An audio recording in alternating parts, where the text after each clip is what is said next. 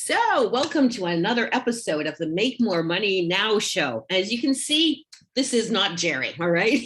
I am actually honored to have as my guest Bill McCormick, and he is the authentic social seller. Together with Bryn Tillman, he is the social sales link, and they have their own channel called, I'll let you introduce yourself, Bill. What's your channel? I forgot now. I just watched. Sure. Thanks so much for having me, Patti. Yeah, so Making Sales Social is our company, but we actually have our own podcast, Making Sales Social, where we talk to some of the top sales and marketing experts around the world, and we talk about what they're teaching their clients right now and how we can transform that for virtual and social selling. So I'm really glad to be here with you today. I know, because when we spoke, because we're both on that same channel, and when we spoke, you talked about how people make a few mistakes on LinkedIn and how they view it. I mean, to me, sales has always been social, right? It's always been you and me. It's just, I call it more social prospecting, and people are making horrendous mistakes they wouldn't make in person. And you've got a list of 5 top ones, right? Yeah, so the 5 most common mistakes we see people making on LinkedIn and social, especially for sales, right? So that's what we're talking about. People who are leveraging LinkedIn for some kind of business development. There's basically 5 mistakes. So first is, and I'll list all 5, and then we can talk about them. So having their profile set up as a resume, right? So having their profile set up about them and not about their ideal client. The second is when they connect and forget, right? So you connect with people, but you completely forget about them and you just ignore them. The next is connecting and pitching, and I'd say that's really happening a lot right now on LinkedIn. The fourth is post and ghost. They post content and they never engage with anyone on that content. And then the 5th is random acts of social. They're not consistent in their use of LinkedIn. They go on every once in a while without any real strategy behind it. And so they end up, they're there for 15 minutes and they're watching stuff that has nothing to do with their brand, and they get lost, and then they come up with the idea, well, LinkedIn doesn't work. This social stuff, it doesn't work. But because they haven't put a system in place, they're not doing it consistently. So those are the 5 that we see happening most often. And depending on when in the history of LinkedIn we are, some are worse than others. Like right now, connect and pitch is probably the number 1 right alongside the profile. Oh, totally agree. I always say, as a sales coach and trainer, for me to say stop selling might sound like the wrong message to get across, but it is. I always believe you can't sell something to somebody. You let them buy from you. So yeah, if you show up, your pitch, you show up and throw up, right? It's just like, oh God, get away, Yeah, and what happens is, especially through the pandemic, before the pandemic hit, what we were seeing were people send connection requests with no personal note, and if you happen to make the mistake of accepting, you got to pitch back. Yeah. And then as the pandemic really got into full swing, and salespeople couldn't go out and they couldn't go, knock on doors, they couldn't meet with people. They were trying to cold call, but people weren't in offices. They then just tried, all right, I'm going to connect with you. I'm going to pitch right away. And there's what's important to understand is, first of all, you haven't earned the right to have a sales conversation with someone when you're just reaching out. It's like walking up to an in-person networking event, handing someone your card and say, here, Patti, I'm Bill from Social Sales Link. We help companies just like you with their LinkedIn presence. And you're just vomiting all over. So we have to earn the right to have that conversation. And then the next thing is we have to master the ask offer ratio. This comes from Keenan's book, Gap Selling. In every interaction, there's an ask and offer ratio. So we're asking them for their time. And if we're connecting with them, we're asking for something even equally as valuable as their time. We're asking to join their network, to be a part of their network. That's a big deal. Mm-hmm. And so we have to make sure we're giving some value that's either equal to that ask or better off, greater than that ask. And often there's 3 responses to the ask offer ratio. The first is it's a bait and switch. And when we connect and pitch, it's always a bait and switch. So, and this happens a lot, especially in the webinar world. You sign up for a webinar and, a 30-minute webinar, and you're going to learn the top 3 things you should do in your email marketing to get more open rates. And you're like, yes, I need to do that. I'm going to sign up for this webinar. And you sign up and you attend it. And for 25 minutes, they pitch you their email writing software for, and they say, and normally this is $955,000, but for you, just $99, this huge deal. And so for 25 minutes, you go through this. And then in the last 5 minutes, they give you those 3 tips in like rapid fire fashion, talking even faster than I'm talking right now.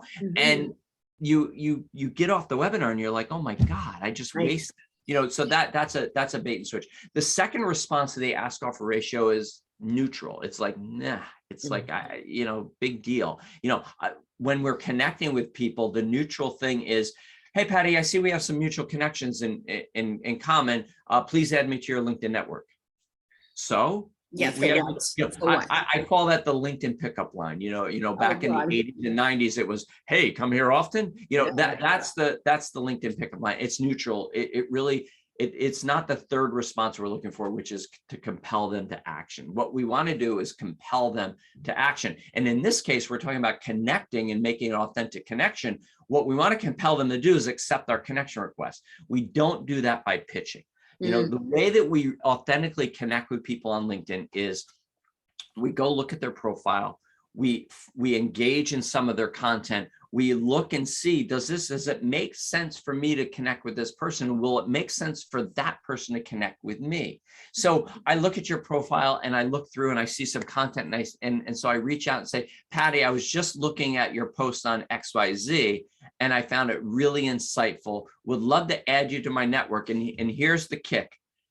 Take a look at my profile. And if you think it makes sense, let's connect. And see, as salespeople, we're control freaks. Like we want to control it, right? And so that's giving up some control. And so we have some problem with that because now I put the ball back in your court to decide, is this somebody I want to connect with?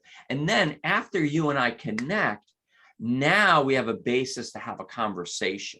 And so, connect and pitch, don't do it.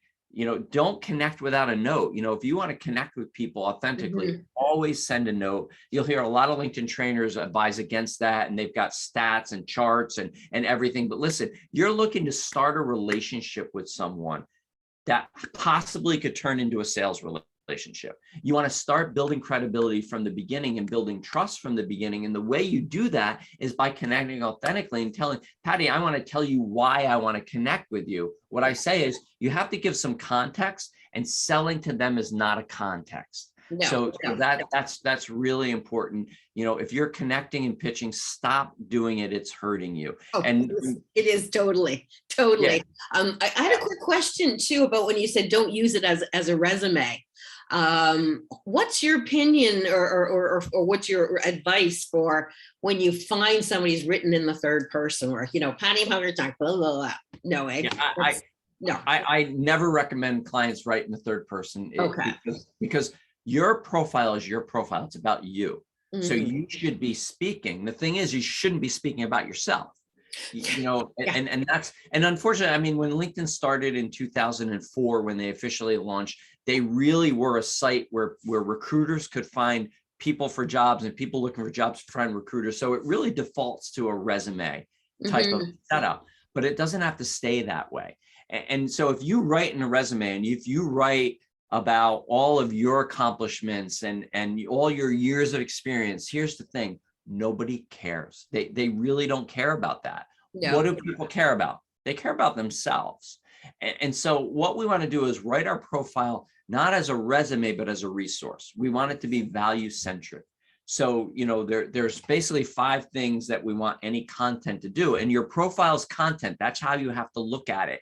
So the first thing is we want it to resonate with the right people. You know who you're trying to attract on LinkedIn. So you want to write your profile from the point of view of a resource that when they land on it, it resonates with them. Like, okay, yeah, Patti's talking to me, right? So we want it to resonate. We want it to cause some curiosity. We want to have that lean in moment. If you ever read something on your screen or your laptop or whatever, and you lean in and you look closer, like, wow, I never knew that. We want to create those kind of moments. We want to ask them questions that get them thinking differently about the problem that they have. And then the very last thing is we want to get more raised hands. We want them to say, yes, tell me more. And so the way that we do that with your profile is writing it as a resource for your ideal client. So it starts with the headline, rather than having your job position in the company you work at, business owner at, or account executive at. You have 220 characters to work with here. So use them. Who do you help? How do you help them? Why should they care? And what it is you do. I think mine says something to the effect of helping professionals convert their LinkedIn connections to conversations, right? So who do I help? I help professionals. How do I help them? I help them convert their connections to conversations. And that also happens to be the results. And then after that, I have a pipe and I have some things that we do like virtual training. I think I have host of the Making Sales Social podcast, because that's something new that we just launched. But by doing that, when people take a look at that top area, which we call above the fold, they get a hint for it resonates with them, and that causes them to want to read more.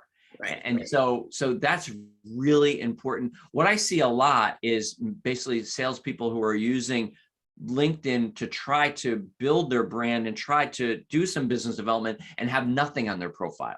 No background banner image, no information at all. And what happens there is people wonder, are you real? Are you a real person? So converting your profile is very, very important. That's right. I had another one, and I know this probably breaks all the marketing rules, and the way you described your profile is excellent, but I'm still more of a generalist. Like I do, sales coaching and training for entrepreneurs and small tech companies. But given that there's so many different personality types in the world too, and, tech can be a bit more left brain at times. What about, how often do you switch your headline, or do you recommend it? I have. It's really interesting that you mentioned that, because this morning when I woke up in kind of my quiet time, one of the things I was thinking about was, man, I really need to work on my headline and on my profile. Listen, it's a living document. So it can change, and we changed. So before pandemic, my headline was helping sales leaders, because that's who my ideal client is. It still is, but I was working with VPs of business development, chief revenue officers, leaders of training and development, helping their sales teams of 10 or more to develop a LinkedIn and social selling program. And we still do that. It's still a large part of our offering. However, when the pandemic hit, we had so many small business owners, single salespeople with no support from a main office, entrepreneurs starting a business saying, hey, we know we need to be on LinkedIn with what's going on in the world. Can you help us? And so Bryn and I did this transition where we started a whole nother part of our business working with individuals and doing weekly coaching sessions and that kind of thing. And then I changed it to helping professionals, because now I've kind of broadened it. So it can really, really be a living document, and it can change. I would say don't change it too often. If you change it monthly, you'll have people scratching their head going, who is this person? But that's the difference between strategy and tactics. So what we're talking here is high level strategy. So strategy is we have to rescue the hostage. Tactics are you go in the front door, I'll go in the back door, someone else talks and distracts the person. We don't want to get lost in the tactics, but we want to make sure, because the tactics are going to change by industry, even by geography. People in Europe leverage LinkedIn, and in Asia leverage LinkedIn a little different than we do here in the States. So, but for strategy wise, what you want to do is the main thing is make sure your profile is not about you. If you talk too much about you, you're going to lose people right off, because they just don't care. Yeah. I mean, selling is all about the other person, right? It's just like, how can I help you? I learned a long time ago, selling is just being of service to others and there to help. And so if I talk about me, they don't care. And that's why the worst thing is to show up and pitch and go, hi, I'm Patti. Do you want to buy me? And that's like, oh God, no, I don't, because, yesterday I had a guest speaker during my class, and she's for sales enablement for Soft Choice, and they have 1,200 sales reps now. She gets within an hour, she got 4 pitches, right, on LinkedIn, 4. And by the end of the 3-hour session, she had 10. And some of them were just like, I made a video for you. And it's like, so what? Right? I mean, so effing what, right? Yeah. Because, when we dissected it, it was like the video shows you how you can, onboard better. And that's her current problem. And so when somebody says, are you having problems with keeping onboarding engaging? And she went, yes, that's me. That's me. You know? Yeah. And so Todd Capone he has this really cool podcast called The History of Sales. Oh. And one of the things he talks about is how technology over the years, how salespeople have ruined every great technology that's come along to help us, the phone, right? So the phone started and it got to the point where where it had to be legislated with the do not call registry. Why? Because salespeople were abusing it, and then came email.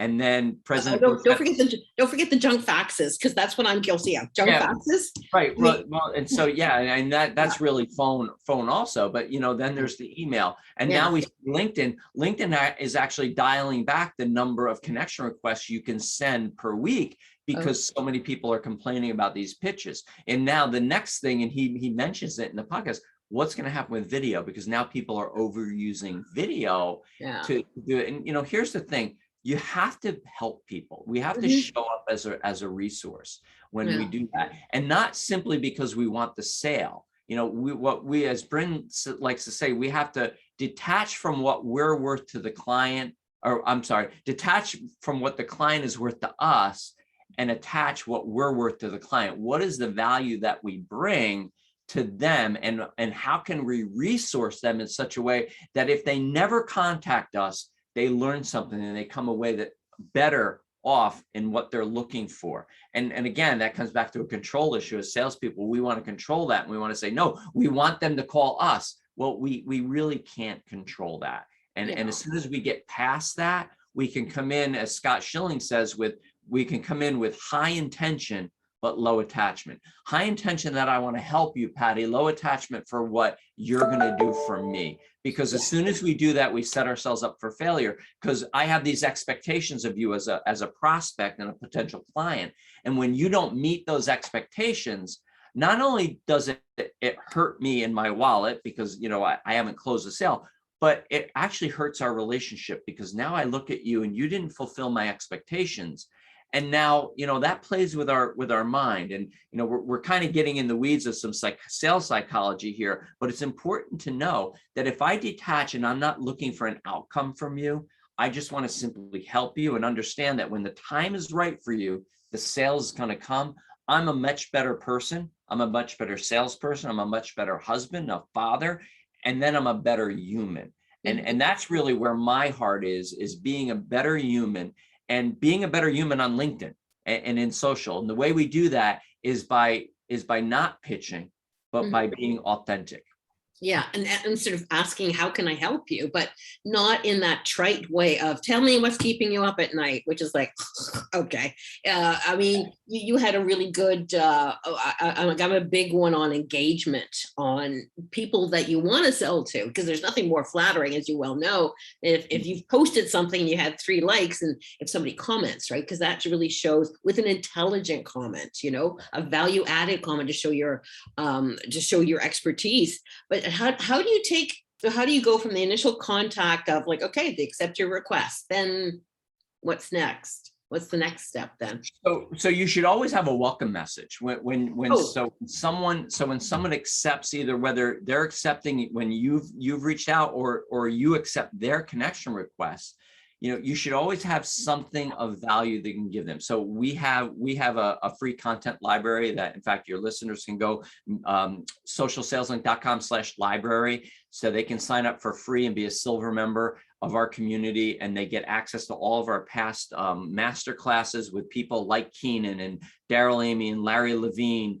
We had Bob Berg on recently, which was huge. Wow. So they have access to that. They have access to our past webinars, to tons of resources, and it doesn't sell them anything. It's for free. And so if you can, when somebody connects with me, hey, Patti, thanks so much for connecting with me here on LinkedIn. Not sure if you're leveraging LinkedIn for business development, but if you are, I have some free resources that I'd love to send you. Let me know and I'll send a link. Yeah. Right now. So this is important. We used to just send a link. Mm-hmm. And we had another trainer say, you're spamming people by doing that. We're like, no, we're providing value. This is and he said, yeah, but they didn't ask for it. And so we're like, we think you're wrong, but we'll test it just to be safe. So we tested it. 100 people, we sent the link, 19 people opened the link. That's 19%. That's not a bad conversion rate. Yeah. But then we said, hey, let us know and we'll send you the link. 69 people said, yes, send us the link. Wow. And then 58 of them open the link. Ooh. So that's a huge change. So you have to have something of value that's not a pitch deck, but something that just simply helps them. And so what you do is you send that. Then you can look for ways to re-engage with them. So you can give them you can give them kudos. You can go and engage on their content. That's really huge. But one of the big things with LinkedIn is we have this ability that once you and I are connected, I can see your connections. If you have your connections open, and if you're a networker, you should. And so I can actually go into your connections before a meeting and look and search in certain ways, like using my search criteria of my ideal client, and see, who do you know that I want to know? And then I can say to you, hey, Patti, I had this chance to look through your connections, and I noticed you're connected on LinkedIn with 15 people that I would love to get in front of. Would you have 15 minutes to go through these names with me? And you say, sure. We meet on Zoom. I pull up the list. I pull up the search right on LinkedIn, and we go through the names. And what I want to know from you is, who do you think it would be a good idea for me to reach out to? And maybe of those 15, 10 of them, and you say, yeah, 10 of them would be a great idea for you to reach out to. And great. Who would you be interested in introducing me to? And maybe you're like, wow, gee, Bill, I'm busy. Okay, that's fine. Would it be okay with you if I reach out to these 10 people and said to them, Patti and I were talking, and she thought it was a good idea for us to connect. Yeah. And so this is really warm market prospecting on LinkedIn and warm market referrals. And this is huge on LinkedIn. And, if sales people can do this, they'll never have to cold pitch. They'll never have to cold connect, which you should never do on LinkedIn anyway. But now what it looks like is, so say Jane is someone that you say, yeah, you can use my name. So I reach out to Jane with a connection request and say, hey, Jane, Patti and I were talking the other day and your name came up and she thought it would be a good idea for us to connect. Take a look at my profile. And if you think it makes sense, let's connect. When she accepts, now my welcome message is, hey, Jane, thanks for accepting my connection request. Let me know when a good time for us to talk, and I can loop you in on what Patti and I were talking about. People have FOMO. They want to know. So now when we get on the call, now I can talk to her a little bit. And again, now it's more sales strategy. So I'm not pitching. What I'm doing is I'm giving her insights about how we were able to help you. And I can give her some insights on her LinkedIn presence just for free. Just here's some things you can do. And I look for an opportunity then to say, Jane, your situation reminds me of some clients we worked with in the past. Would you mind if I talk to you a little bit about that? And I look for that in, and now it turns into a sales conversation. I'm just thinking of a brilliant strategy for you, Bill, would be all those people that are spamming you with connections is go turn it. Well, that's a whole nother, what we do is go back and say, so hey, Patti, I'm curious, as a LinkedIn trainer, I'm curious how this connect and pitch is working for you. If you'd like to know how to leverage LinkedIn more authentically, I'd be happy to help. And then to them, we just send the link. We don't care. Yeah. Most of them don't even reply because most of them are bots anyway. And for your listeners to know, most automation now that people are using on LinkedIn actually violates LinkedIn's terms of use, and they can get your profile shut down. Wow. There's only a few, when you sign up for LinkedIn, you check that box that says you agree to the terms and conditions. So 8.2.2 of the terms and conditions says you will not use any third-party automation when you're using LinkedIn. Many people don't know that. That is my biggest beef of the link dumping, right? And you automate it so the same content is on Facebook, on LinkedIn, on Twitter, on Instagram, and it's just like, seriously, like that's not social. I mean, that you wouldn't do that. It's like walking around with a billboard, those A-frames and going, hey, buy me, like Well, it's just, ugh, that's not social selling. That's social media marketing. And for yeah. some people, and for brands like Nike and Microsoft, that Oh, works because they have hundreds and hundreds of thousands of followers. But the company that's on LinkedIn that only has 1,000 followers, and they're doing that on LinkedIn and Facebook and Instagram, it's getting the word out some, but who is it really reaching? The way to really reach your clients is with personal profiles from your employees who are reaching out with engaging content that's educational and is a resource. yeah, that's a really good summing up, Bill. Because I think what we're talking about is business to business professional sales, and not to be confused with, as I would get mad at Dan Pink for putting all salespeople in one bucket, because consumer marketing is and sales is very different, right? Then because that's mass marketing, we're on the high touch, the high personal touch. So is that would be your closing tip? Is just be authentic, engage. Yeah, I would say that as a parting thought is listen, treat the person on the other side of the message, on the other side of the connection request, as if they were on the other side of the table, as if you were looking them eye to eye.